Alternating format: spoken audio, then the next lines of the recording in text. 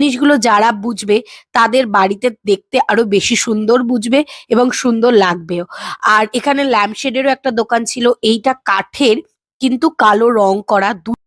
আর এটা ছিল হচ্ছে পুরুলিয়ার ছৌ নাচের। এরকম আমরা কিনেছিলাম পুরুলিয়া থেকেই, তাই এবার আর ওখানে গিয়ে কেনা হয়নি। দিদি একটা বৌদ্ধ মূর্তি কিনেছে। এখানে কালারিং ফেসগুলো ভীষণ সুন্দর লাগছিল।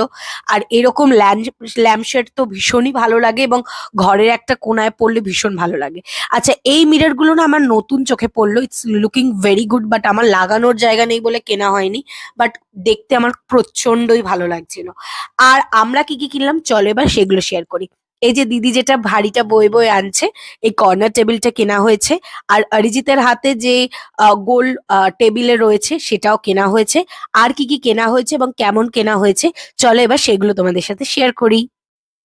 এই রকম দুটো র্যাক কেনা হয়েছে, এটাতে এই রকম এসি রিমোট রাখার জন্য। এগুলো কিন্তু বেশি দাম না, ভেরি অ্যাফোর্ডেবল। মনে হয় 85 টাকা করে এইগুলো নিয়েছে, দুটো কেনা হয়েছে।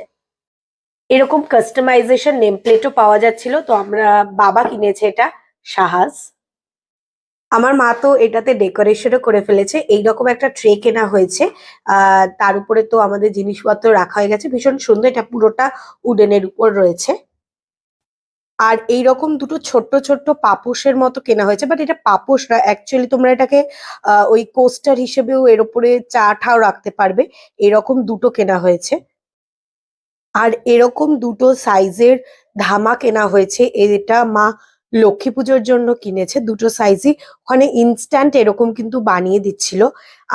আর এই গোল টেবিলটা, এটা কিন্তু ফোল্ড করা যায়, তোমরা ট্রাভেল হিসেবেও করতে পারবে ইউজ। তো দ্যাটস ইট, এই হচ্ছে আমাদের আজকে শপিং করেছি আমরা। কেমন লাগলো ব্লগটা তোমরা কমেন্ট সেকশনে জানিও। নেক্সট ভিডিওর জন্য ওয়েট করো। তো ততক্ষণের জন্য আমরা বাড়ি যাই। Bye, love you all, tata.